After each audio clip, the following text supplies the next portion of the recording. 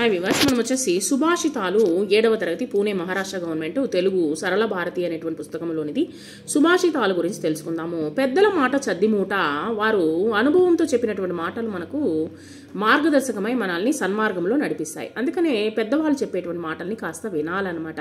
వాళ్ళ అనుభవంతో చెప్తారు కాబట్టి మంచి మాటల్ని మనము వింటే మనము మంచి మార్గంలో వెళ్ళేదానికి అవకాశం అనేటువంటిది ఉంటుంది. అట్టివే సుభాషితాలు కూడా అనమాట. ఇప్పుడు కొన్నింటిని మనం నేర్చుకుందాము ఈ ఒక పాఠం ద్వారా. వెలుగు రాకముంది వేగ నిద్దురలెమ్ము, ప్రొద్దు బొడవ నిదురబోవ రాదు, సోమరితనమేల శుచి శుభ్రములయందు తెలిసి నడుచుకొమ్ము తెలుగు బిడ్డ. పొద్దుబొడవకు ముందే అంటే వేగంగా పొద్దుబొడవకు ముందే తెల్లవారక ముందే నిద్రలేయాలన్నమాట. సో ఈ యొక్క పద్యం యొక్క భావం ఏంటి అంటే, ఓ తెలుగు బిడ్డ తెల్లవారక ముందే నిద్రలేవాలి, ప్రొద్దు పొడిచే వరకు నిద్రపోవడం అనేటువంటిది మంచిది కాదు. శుచి శుభ్రములయందు సోమరితనం అనేటువంటిది విడిచిపెట్టాలన్నమాట. సో కాబట్టి శుభ్రతగా ఉండాలి, శుచి శుభ్రతగా ఉండాలి. సో నిద్రపోతూ సోమరితనం అనేటువంటిది ఉండకూడదు అనేటువంటిది ఇక్కడ చెప్తూ ఉన్నారనమాట. పుస్తకముల నీవు పువ్వు ఓలెను చూడు, చింపబోకు మురికి చేయబోకు, పరుల పుస్తకములో ఎరువు తెచ్చి తినేవి తిరిగి ఇమ్ము వేగా తెలుగు బిడ్డ. పరులు అంటే ఇతరులు అనమాట. ఎరువు అంటే అరువుకి, అంటే గ్రంథాలయంలోనో లేకపోతే పుస్తకాలు నుంచి లైబ్రరీ నుంచి తెచ్చుకున్నాం అనుకోండి, వాటిని చించేసేయడము, తర్వాత వచ్చేసి ఆ పుస్తకాలను వచ్చేసి చించి పక్కన పెట్టడము, లేదా తీసుకుని దొంగతనం చేయడము, ఇలాంటి పనులు చేయకూడదు. ఓ తెలుగు బిడ్డ పుస్తకములను పూల వలె చూడుము.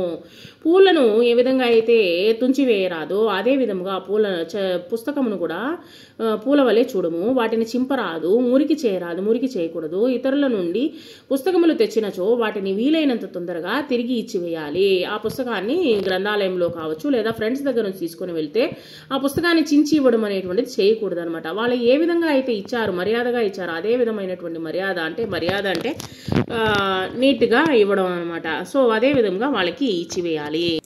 నిలిపి కుదురైన దస్తూరి నేర్చుకొమ్ము, వ్రాయవలను ముత్యాల సరాల రీతి, చదువు వారలు విసిగి వేసారు నటుల గొలుసు వ్రాతలు రాయకు తెలుగు బిడ్డ.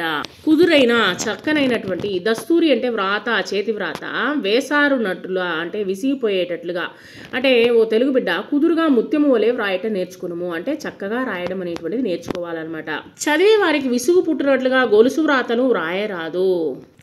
కలిసి కట్టుతనము ఘనముగా కావలే, ఆటకైన మంచి పాటకైనా ఐకమత్య భావమంతకును బెంచి తేజరిల్లవలయు తెలుగు బిడ్డ. ఘనము అంటే ఎక్కువ, తేజరిల్లుట అంటే ప్రకాశించుట లేదా వృద్ధి చెందడం అనమాట. ఓ తెలుగు బిడ్డ ఆటకైనా పాటలకైనా అందరూ ఐకమత్యముతో ఉండి మనం అనేటువంటిది చాలా ముఖ్యం అనమాట, చాలా అవసరము. ఐకమత్య భావమును అందరూ పెంపొందించుకొని అభివృద్ధిని పొందవలను. సో అందరూ వచ్చేసి కలిసిమెలిసి ఆడుకోవాలి అని చెప్పేసి ఇక్కడ చెప్తూ ఉన్నారన్నమాట.